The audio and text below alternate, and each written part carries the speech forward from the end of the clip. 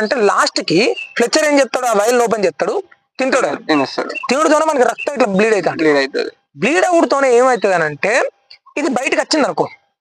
Corona అనేది దాని R0 value ఎంత అని అంటే 3% ఉన్నది. అంటే 100 మందికి వస్తే 3 చనిపోతారు. కానీ దీని R0 వాల్యూ చాలా ఎక్సెస్ ఉంటుంది, ఘోరంగా ఉంటుంది. భూమి మీద ఉన్న మనుషులందరూ చనిపోయే అంత ఛాన్స్ ఉంటుంది దానివల్ల.